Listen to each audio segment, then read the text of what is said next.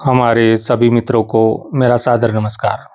मित्रों, आज के इस वीडियो में हम कक्षा 8 विज्ञान से प्रथम जो अध्याय है, पहला अध्याय है फसल उत्पादन एवं प्रबंध, इसके प्रश्न उत्तरों का यहाँ पर हम अध्ययन करने जा रहे हैं। प्रथम अध्याय, आइए बिना देरी किए हुए प्रश्न उत्तर देखते हैं। पहला प्रश्न है, उचित शब्द छांटकर रिक्त स्थानों की पूर्ति कीजिए। तैरने, जल, फसल, पोषक, तैयारी, ये शब्द हैं। इन शब्दों में से छांटकर रिक्त स्थानों की पूर्ति करनी है। पहला जो क वाला है वो है, एक स्थान पर एक ही प्रकार की बड़ी मात्रा में उगाए गए पौधों को क्या कहते हैं? उनको कहते हैं फसल। तो इसका जो पहले का उत्तर हो जाएगा वो हो जाएगा फसल। फसल। दूसरा है, फसल उगाने से पहले प्रथम चरण मिट्टी की होती है। मिट्टी की होती है तैयारी। मिट्टी की तैयारी होती है। ठीक है। अब आता है ग, क्षतिग्रस्त बीज जल की सतह पर तैरने लगेंगे। तैरने लगेंगे। फिर आता है घ, फसल उगाने के लिए पर्याप्त सूर्य का प्रकाश एवं मिट्टी से आवश्यक है। क्या आवश्यक है? यहाँ पर देखिए, यहाँ पर जो बचे हैं वो क्या बचा है? जल बचा है और पोषक बचा है। तो इनको यहाँ पर भरेंगे, क्या हो जाएगा? एक में आ जाएगा जल और एक में आ जाएगा पोषक। तो उत्तर यहाँ पर है, क का है फसल, ख का है तैयारी, ग का है तैरने और घ का है जल और पोषक। तो इस प्रकार से पहले प्रश्न का उत्तर हुआ। प्रश्न संख्या 2 है, कॉलम ए दिए गए शब्दों का मिलान कॉलम बी से करना है। जो कॉलम ए में जो शब्द दिए हैं उनका मिलान कॉलम बी से करना है। देखिए, ये कॉलम ए है, ये कॉलम ए है, ये कॉलम बी है। मतलब खरीफ की फसल कौन कौन सी होती है? तो खरीफ फसल कौन कौन सी होती है, इसमें से आगे से मिलान करना है।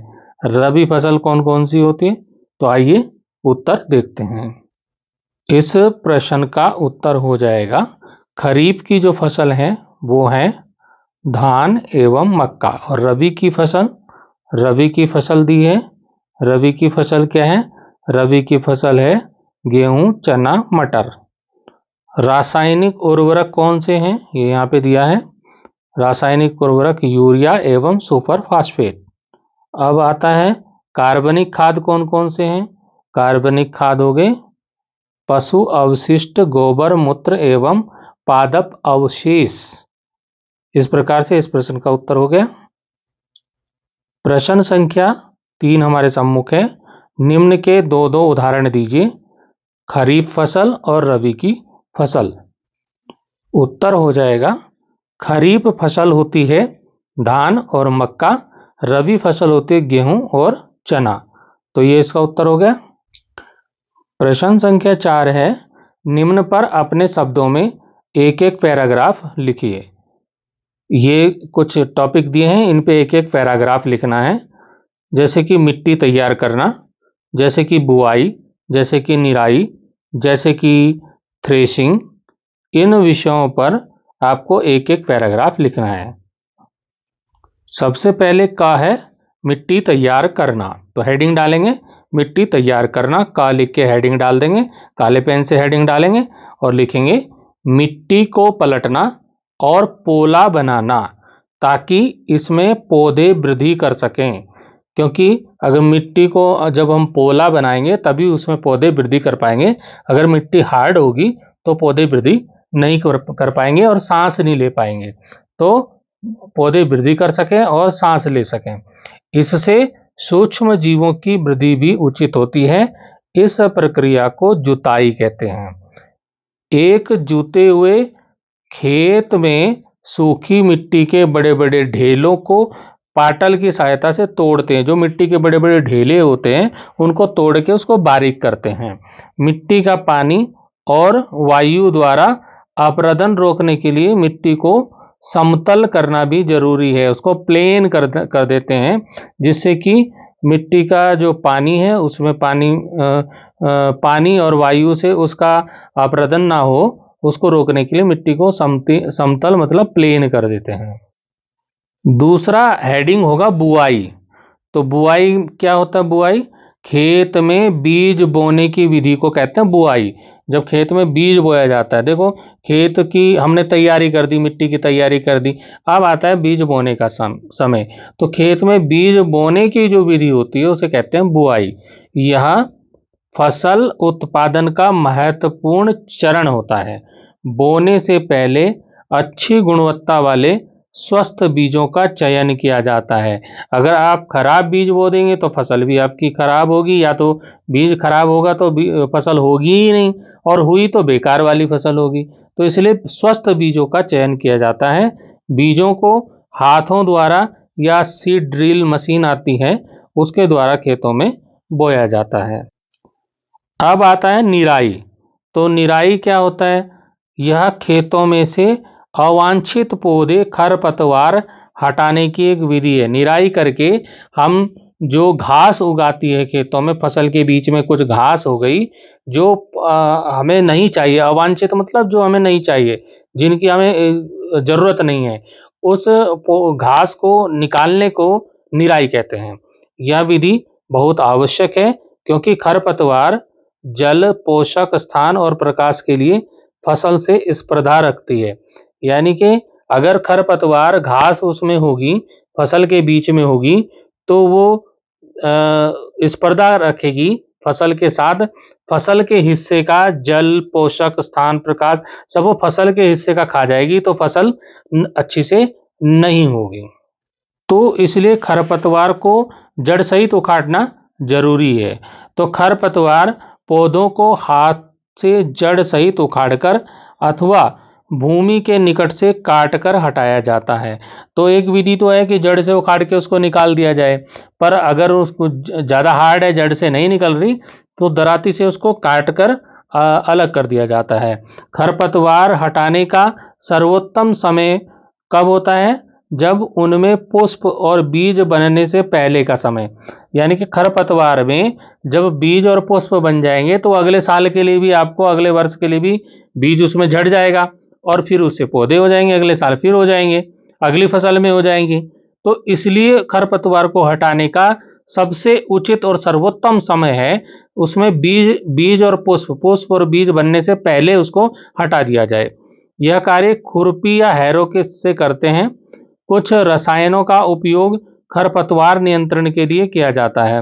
कुछ रसायन जो केमिकल्स होते हैं उनके द्वारा भी कुछ दवाइयाँ ऐसी होती हैं कि जिनसे छिड़काव कर दिया जाए। जैसे आपका धान का खेत है, धान के पौधे उसमें हैं, तो खरपतवार का जो दवाई होगी वो धान के खेत में पानी में मिला दी जाएगी, जिससे धान के पौधे तो बच जाएंगे और जो घास के पौधे हैं वो सारे समाप्त हो जाएंगे, खत्म हो जाएंगे। तो इन रासायनिक जो केमिकल्स होते हैं, दवाइयाँ होती हैं जिनसे खरपतवार को नष्ट किया जाता है, उन्हें कहते हैं खरपतवार नाशी, हिंदी में बोलते हैं। ठीक है, इनका उपयोग जल में घोलकर फसल पर छिड़काव द्वारा किया जाता है। मित्रों, हमारा जो अगला हेडिंग है वो थ्रेसिंग। थ्रेसिंग क्या हुआ? देखिए, जब फसल काट दी हमने, तो कटी हुई फसल में से अनाज को भूसे से अलग करने की विधि को थ्रेसिंग कहते हैं। तो पहले ये जो थ्रेसिंग का काम जो है पशुओं से जाया जाता था। हमारे घर में भी जो धान होते थे, धान का ढेर बना दिया जाता था, उसके ऊपर बैल घुमाए जाते थे, तो पशुओं से लिया जाता था। लेकिन अब मशीनें आ गई इसके लिए, थ्रेसिंग के लिए। तो थ्रेसिंग के लिए पशुओं का अत्यधिक उपयोग किया जाता है। बड़े बड़े खेतों में थ्रेशर या कंबाइन मशीन उपयोग में लाई जाती है। कंबाइन जो है कटाई और थ्रेसिंग दोनों कार्य करती है। वो मशीन क्या करती है? कटाई भी करती है और थ्रेसिंग भी करती है। दाने फसल के अनाज को अलग कर देती है और उसके भूसे को अलग कर देती है। प्रश्न संख्या 5 आता है, स्पष्ट कीजिए कि उर्वरक खाद से किस प्रकार भिन्न है। ये आपको बताना है उर्वरक और खाद में क्या भिन्नता है। तो आइए उर्वरक और खाद में भिन्नता देखते हैं क्या क्या होती है। यहाँ उधर हो गया उर्वरक, इधर हो गया खाद। जो उर्वरक हैं वो एक अकार्बनिक लवण है और जो खाद है वो एक कार्बनिक पदार्थ है।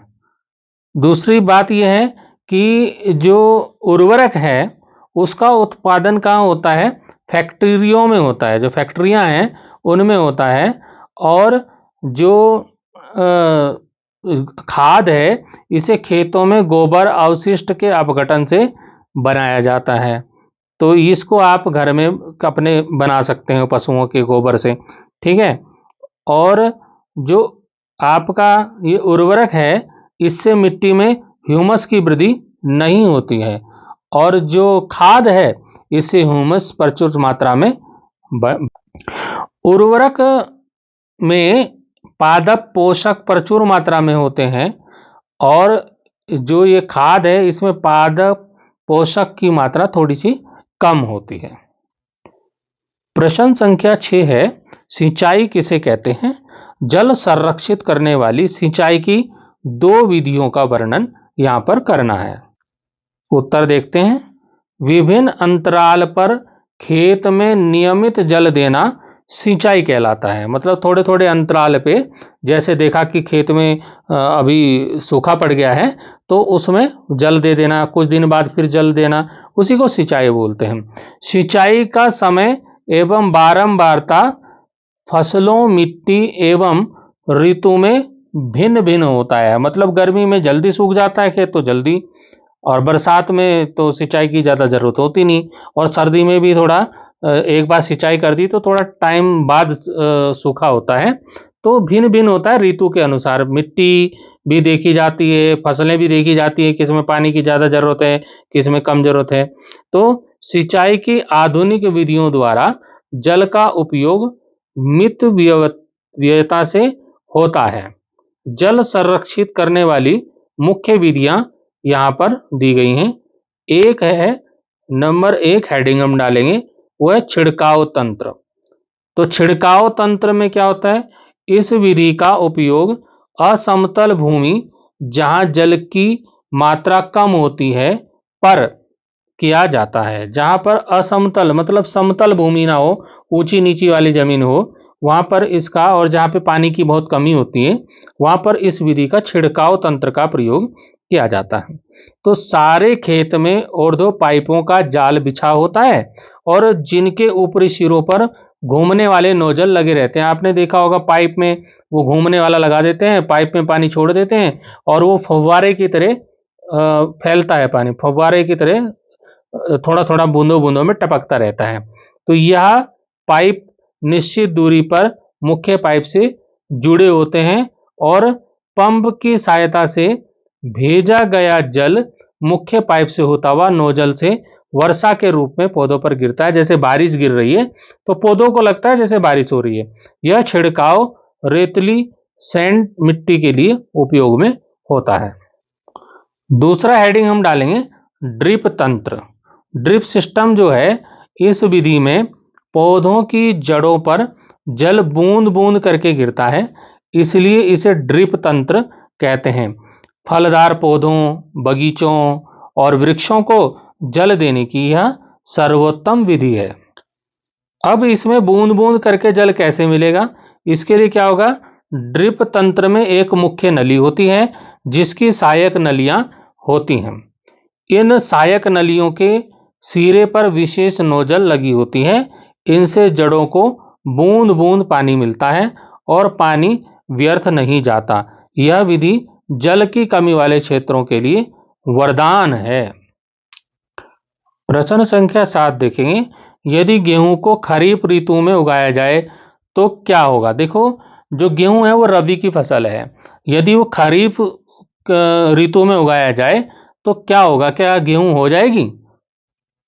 आइए उत्तर देखते हैं। उत्तर है, गेहूं एक रबी फसल है, अर्थात यह सर्दी की ऋतु में होती है। गेहूं जो है सर्दी की ऋतु में होती है और इसे कम तापमान और कम पानी की आवश्यकता होती है।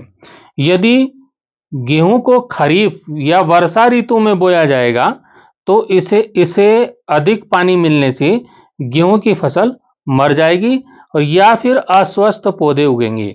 मतलब वो पौधे जो होंगे बहुत मरियल से होंगे, वो स्वस्थ पौधे नहीं होंगे। प्रश्न संख्या 8 है, खेत में लगातार फसल उगाने से मिट्टी पर क्या प्रभाव पड़ता है, व्याख्या कीजिए। मतलब अगर खेत में हम लगातार फसलें उगाते रहेंगे तो मिट्टी क्या फर्क पड़ेगा मिट्टी पर। आइए उत्तर देखते हैं। फसल के अच्छे उत्पादन के लिए खेतों में खाद व उर्वरकों का अत्यधिक उपयोग किया जाता है। देखिए, जब हमें फसल अच्छी लेनी है तो अच्छी फसल लेने के लिए खेतों में हम बहुत ज़्यादा खाद, बहुत ज़्यादा उर्वरकों का प्रयोग करेंगे और इनसे क्या होगा, खाद और उर्वरकों में नाइट्रोजन, फास्फोरस, पोटेशियम आदि पोषक तत्व भरपूर होते हैं, परंतु यह मिट्टी की प्रकृति को बदल देते हैं। मिट्टी क्षारीय अथवा अम्लीय बन सकती है। प्रश्न संख्या 9 देखते हैं, खरपतवार क्या है, हम उनका नियंत्रण कैसे कर सकते हैं। आइए उत्तर देखते हैं। खरपतवार उपज के साथ उगे हुए अवांछित पौधे खरपतवार कहलाते हैं। खरपतवार आप हेडिंग डालेंगे और लिखेंगे कि उपज के साथ उगे हुए, मतलब जो फसल है उस फसल में उगे हुए कुछ अवांछित पौधे खरपतवार कहलाते हैं, जो घास वगैरह होती है। तो खरपतवार हटाने को निराई कहते हैं, उसको खरपतवार निकालने को कहते हैं निराई। तो खरपतवार को हटाने और उनकी वृद्धि को नियंत्रण करने की विधियां कुछ निम्नलिखित हैं। नंबर 1 पे जो विधि है वह है जुताई। तो मिट्टी को पलटना और पोला करना जुताई कहलाता है। तो जुताई हल से की जाती है, हल बैलों से या ट्रैक्टर से कैसे भी लगाया जाए, तो जुताई हल से की जाती है। इससे क्या होता है, खरपतवार उखड़ जाती है और मिट्टी में मिल जाती है। खरपतवार को नष्ट करने का जो दूसरा तरीका है वो है उखाड़ना। ये सेकंड नंबर हो गया यहाँ पे, उखाड़ना। तो इस विधि में खरपतवार को भौतिक रूप से हाथों द्वारा उखाड़कर अथवा मिट्टी के समीप से काटकर अलग किया जाता है। इसके लिए खुरपा या हैरो का प्रयोग में लाया जाता है। कुदाल वगैरह हो तो उससे ये घास को उखाड़ा जा सकता है। और तीसरी विधि जो है वो है रासायनिक विधि, जो मैंने पिछले क्वेश्चन में भी बताई थी कि इस विधि में कुछ रासायनिक पदार्थ, केमिकल्स, दवाइयाँ, कुछ ऐसी दवाइयाँ आती हैं घास मारने वाली, तो वो रासायनिक पदार्थ कहलाते हैं, जिन्हें खरपतवार नाशक कहते हैं। उपज पर इनको छिड़का जाता है, इनके फसल में इनको छिड़काव किया जाता है, जिससे क्या होता है, घास समाप्त हो जाता है और फसल बच जाती है। प्रश्न संख्या 10 है, निम्न बॉक्स को सही क्रम से इस प्रकार लगाइए कि गन्ने की फसल उगाने का रेखाचित्र तैयार हो जाए। तो ये बॉक्स हैं कुछ, यहाँ पर आपके सामने बॉक्स दिखाई दे रहे हैं, 6-7 बॉक्स हैं। पहले बॉक्स में फसल को चीनी मिल भेजना, तो शुरू में तो चीनी मिल नहीं भेज सकते ना, क्रम से लगाना है इनको। पहले क्या होगा, पहले सिंचाई होगी, कटाई होगी, बुआई होगी, मिट्टी तैयार होगी, खेत की जुताई होगी, खाद देंगे, क्या पहले होगा, दूसरे नंबर पे क्या होगा, तीसरे पे क्या होगा, इस प्रकार से इनको क्रम से लगाते हैं। तो इनका क्रम इस प्रकार से होगा, आप देखिए, सबसे पहले मिट्टी तैयार करना, फिर उसके बाद खेत की जुताई करना, फिर उसके बाद खेत की तीसरे नंबर पे बुआई करना, फिर खाद देना, फिर होगी सिंचाई, 5वें नंबर पे क्या होगी, सिंचाई, फिर क्या होगा, फिर होगी कटाई, जब फसल बड़ी हो जाएगी तो कटाई, और अंत में होगा फसल को चीनी मिल भेजना। तो इस प्रकार से इसका ग्राफ तैयार हो जाएगा। अब आते हैं हम प्रश्न संख्या 11 पर। प्रश्न संख्या 11 है, नीचे दिए गए संकेतों की सहायता से पहेली को पूरा कीजिए। तो आइए पहेली को पूरा करते हैं। यहां पर देखिए सबसे पहले दिया है सिंचाई का एक पारंपरिक तरीका, ऊपर से नीचे की ओर, बड़े पैमाने पर पालतू पशुओं की उचित देखभाल करना, फसल जिन्हें वर्षा ऋतु में बोया जाता है, फसल पक जाने के बाद काटना। तो ये एक वो दिया है यहाँ पे बॉक्स, पहेली दी हुई है। इस पहेली को किस प्रकार से पूरा कर सकते हैं, तो यहाँ पर देखिए ये यहाँ पर दिया है। सबसे पहला जो प्रश्न है वो देखते हैं। सबसे पहला प्रश्न है सिंचाई का एक पारंपरिक तरीका। उत्तर इसका हो जाएगा ऊपर से नीचे की ओर, ये हो जाएगा